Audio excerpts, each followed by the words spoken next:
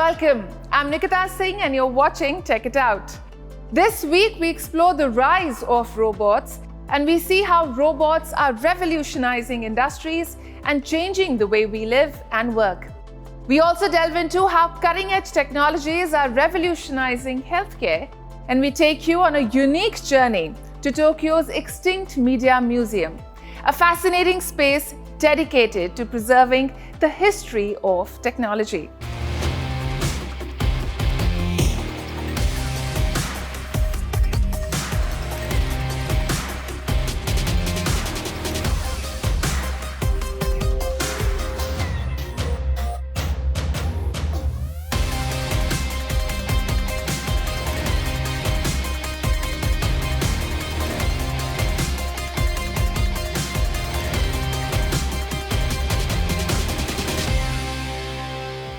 On Check It Out, we keep bringing you updates from the world of robotics. It's time to look at an emerging category of robots that have gained significant momentum over the last few years. Here's more.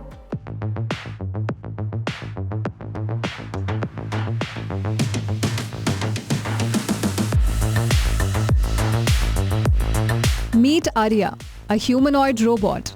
Developed by Las Vegas-based Realbotics, the humanoid robot uses AI technology to understand and answer users' questions.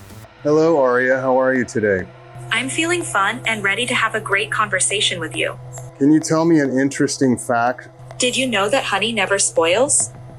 Archaeologists have found pots of honey in ancient Egyptian tombs that are over 3,000 years old and still perfectly edible. I've been thinking about the weather and wondering when it's going to warm up. Weather can be quite a topic. A little sunshine can definitely brighten the day. What makes Arya unique is her human-like skin.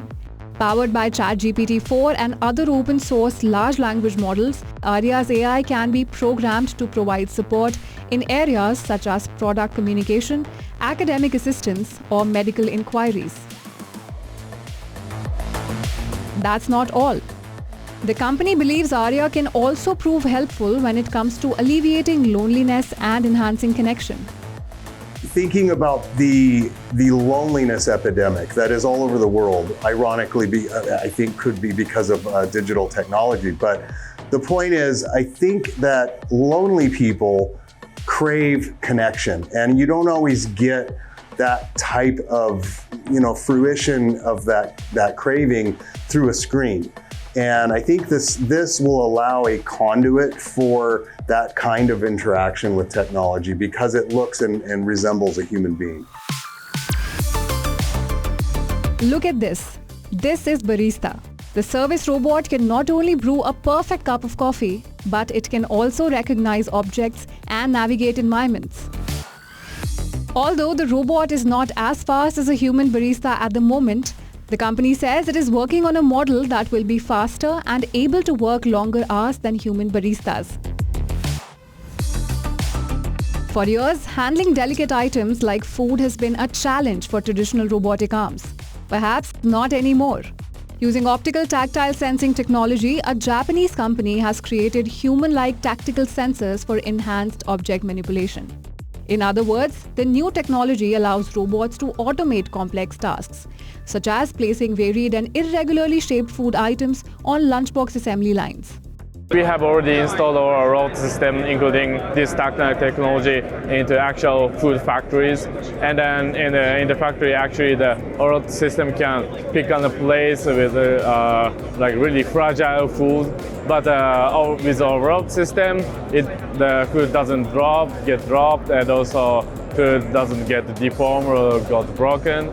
And then our robot could do the pick and place into lunchbox, and the lunchbox is actually delivered to actual people. This is a floor cleaning robot developed by Dream, a Chinese appliance manufacturer. Unlike traditional floor cleaning robots that get stuck here and there, this robot vacuum can stand up and navigate obstacles.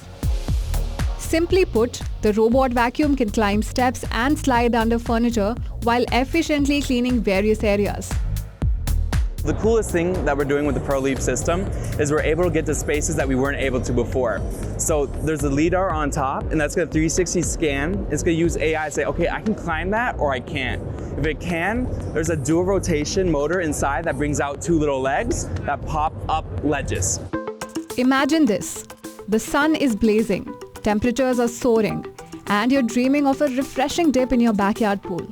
But wait, before you dive in, there's one major obstacle: pool maintenance. Cleaning your pool can be a real hassle, but what if there was a simpler way? A China-based tech company is aiming to change just that. The company has built a cordless underwater robotic pool cleaner. We have a robot that not only charges itself inside the water, but it charges with solar technology, which is the ultimate goal to try to save a little bit of the world. And also that robot, it also cleans itself. So everything that picks up from the bottom of the pool, it extracts and it holds in a compartment outside of the pool that you can hold up to 30 days of debris from the pool. So it's easy to manage, pull, clean, and put it back and let the robot do their feature. The world of robotics is witnessing a major shift in its applications, moving beyond industrial settings and into everyday life. It wouldn't be wrong to say the rest of the world looks promising. Technology is truly changing the healthcare landscape. It's giving hope to people who were once told their lives would never be the same. Let's take a look at how technology is impacting the medical industry.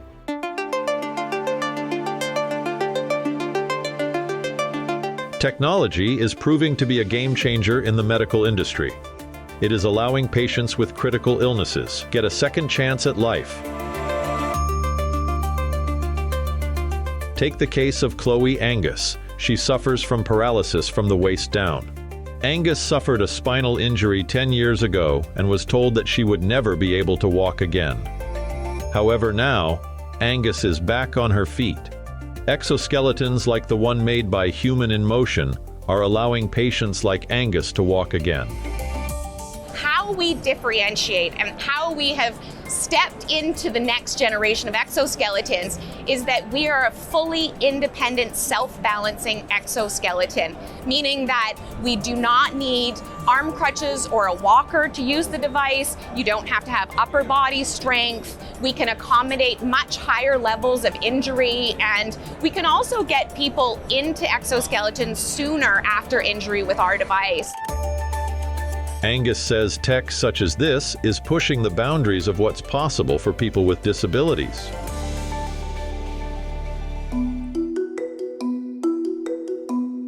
In medicine, practical training is as important as theoretical knowledge, and this equipment is doing just that. A UK-based company called Fundamental VR has created a really cool VR system that lets doctors and nurses practice their skills in a super realistic way. Simply put, it's like a virtual hospital where medical practitioners can learn and improve without any risk to real patients. And it's not just the visuals on screens that matter. The system can also imitate different pressures, textures, and sensations to create a convincing, immersive experience. We can actually simulate many different surfaces, solids, give you lots of different textures. You can feel the difference between bone, between metal, between a surface you can deform, between a hard surface.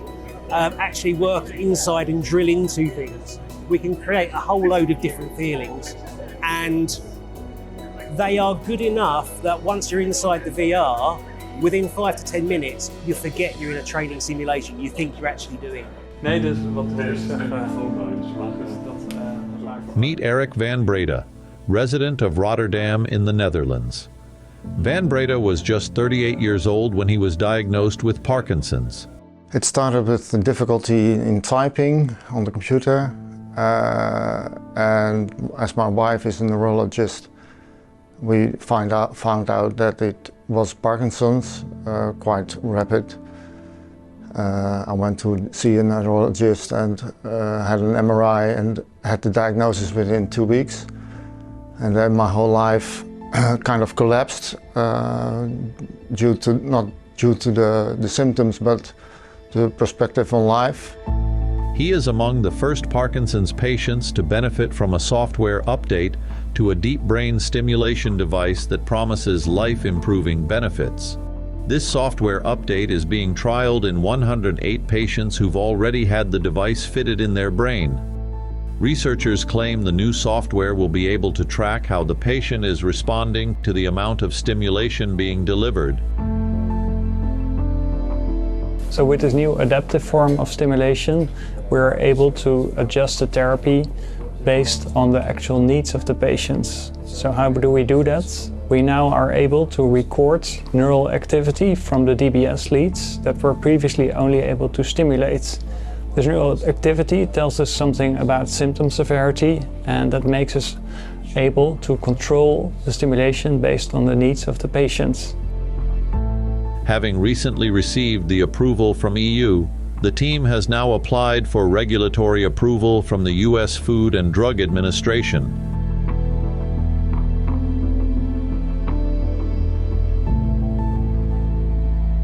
Ever wondered what happened to all those old gadgets you used to have? Well, there's a museum in Tokyo dedicated to preserving these extinct media devices. Watch this report to take a trip down a memory lane.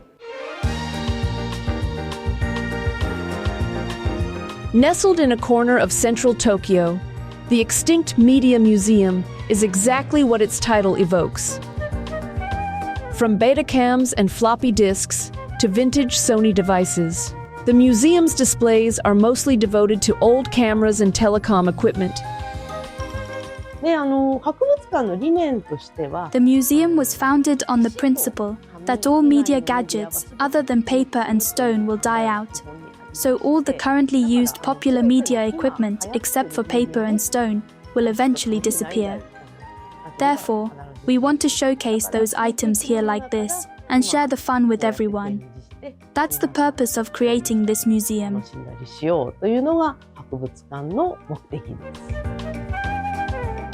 The museum's cluttered shelves give visitors a glimpse of the past, showcasing gadgets from the time gone by. It is fascinating not only for generations unfamiliar with these items, but also for those who lived through those times. Seeing these pieces feels like I'm having a flashback of our own lives. It reminded me of how things were back then. I used to have so much fun. It's such an interesting museum that brings up those memories to people.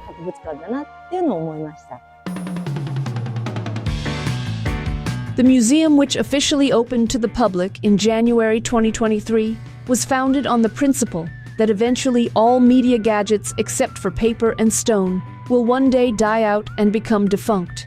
Most of the items on display are donated. Moreover, unlike other museums, where visitors are prohibited from touching the artifacts, there are no such rules here.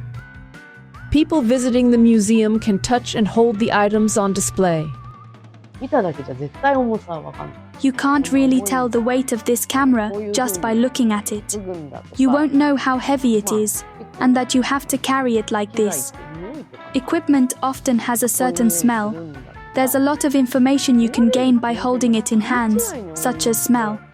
We want visitors to experience those items using all 5 of the human senses, rather than just looking at the display through glass.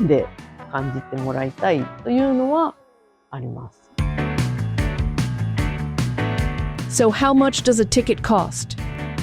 $12.7 for general admission, and around $6 for donors and students. Scientists are giving mice VR headsets. Yes, you heard that right.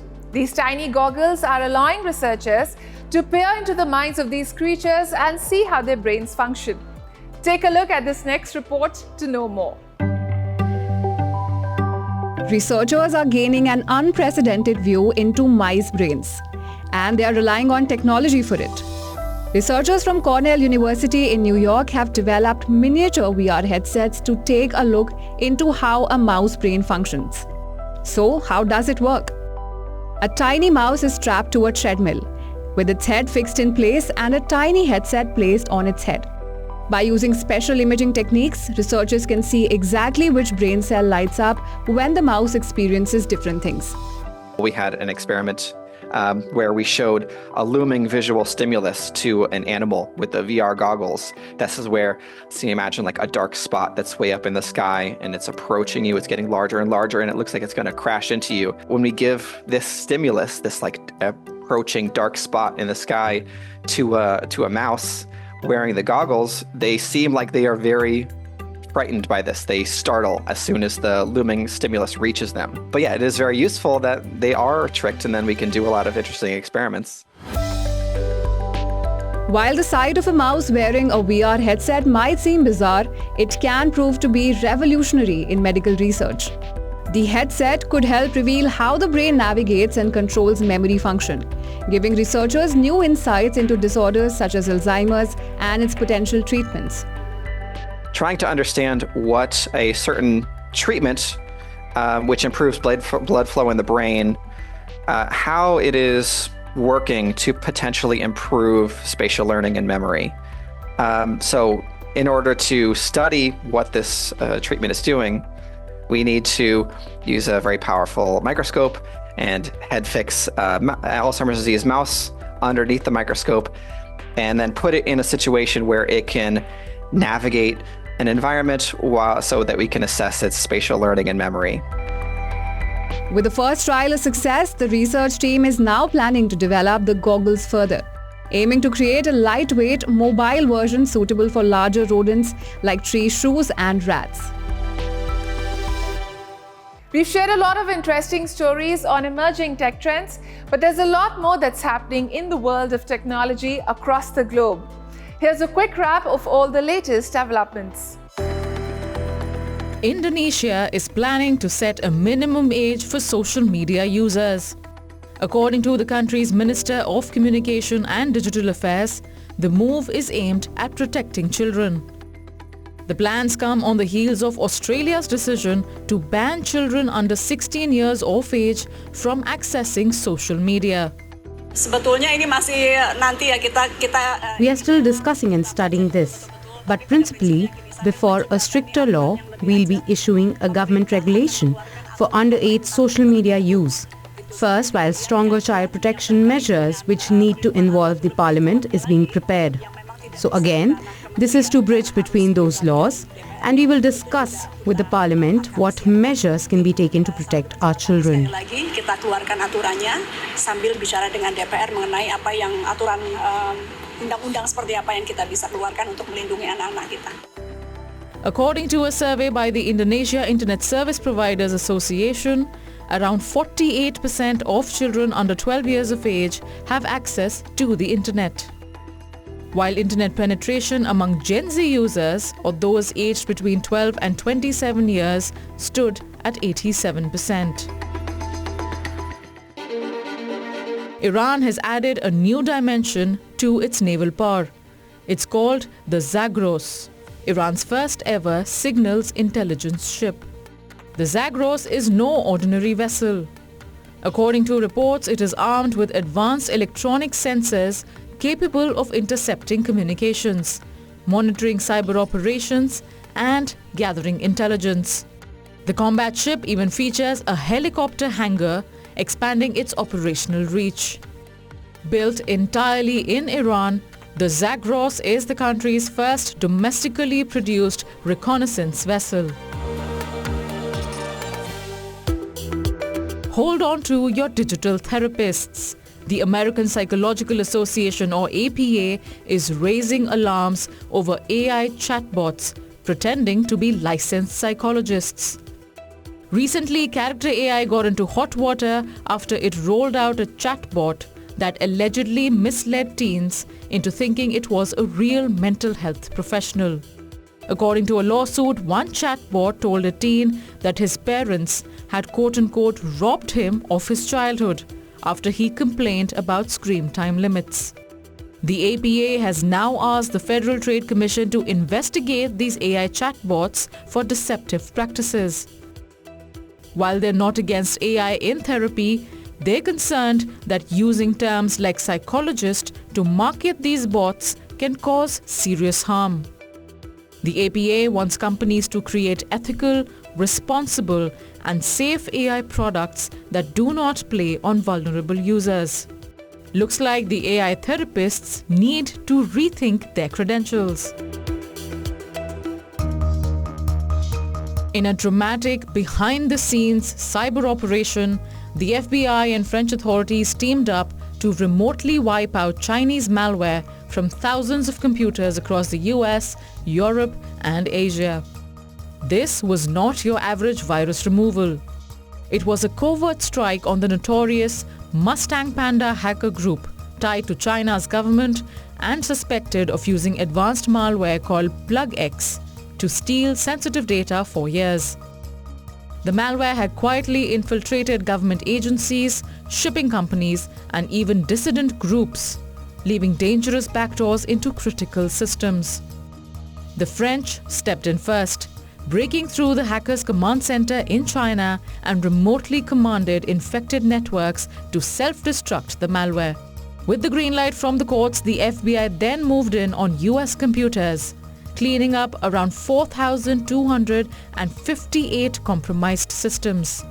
According to FBI Director Christopher Wray, China's cyber power is unmatched, posing a massive long-term threat to US infrastructure and data security. Well, that's all we have for you in this episode of Tech It Out. We will continue to bring you exciting new inventions and updates on the latest gadgets. Until then, keep watching WION World as One. And yes, don't forget to follow us on social media. For now, it's me, Nikita Singh, taking your leave. See you next week.